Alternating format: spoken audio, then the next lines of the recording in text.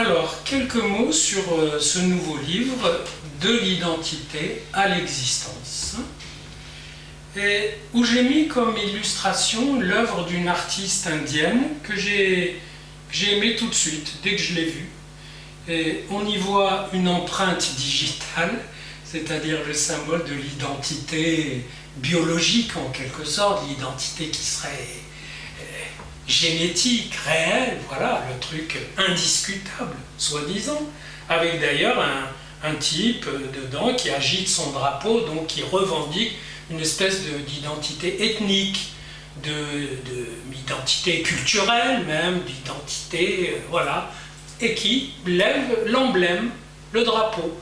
Et puis au bord, un couple, sans doute amoureux, qui sort de cette limite, qui n'en a rien à faire, finalement, de est-ce que c'est la bonne identité, est-ce qu'il est sous le bon drapeau, etc. Et j'ai bien aimé cette métaphore que par l'amour, par la rencontre des deux, ben on sort de ce qui est défini, de l'identification qui vous cadre, qui dit « vous, c'est vous ». Ben non, si vous rencontrez, si à la rencontre sous le signe de l'amour, ben vous, ce n'est plus vous.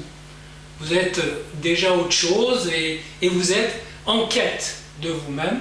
Et c'est justement ça, le mouvement que j'ai appelé de l'identité à l'existence. Et c'est un passage, finalement. Et ce livre a la prétention de fonder, de lancer une espèce de peuple élargi de passeurs. C'est-à-dire, j'ai pris l'exemple du peuple juif parce que le mot hébreu, en hébreu, veut dire passeur. Et ils sont appelés à, non pas à faire passer un message, mais à se le passer pour pouvoir exister. Et ça a marché. C'est un truc qui tient depuis plus de 30 siècles, 3000 ans, c'est pas mal.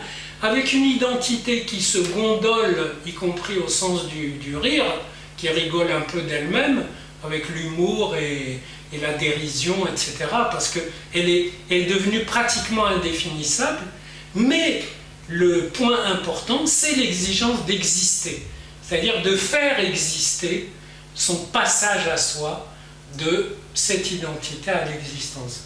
Et ça, cette démarche, on la trouve évidemment bien ailleurs que chez le peuple juif, et je l'ai pris un petit peu comme métaphore pour dire, aujourd'hui, ce passage intéresse tous ceux qui le font, et ils le font, et ça donne un peuple élargi, un peuple immense de passeurs, de gens qui prennent du texte, de l'œuvre, et qui la travaillent, et qui la transmettent, et qui se font passer dans cette transmission de texture, et échappent aux définitions identitaires, aux définitions groupales, aux définitions fonctionnelles, bref, aux définitions, et entrent vers l'indéfini, peut-être l'infini de l'existence.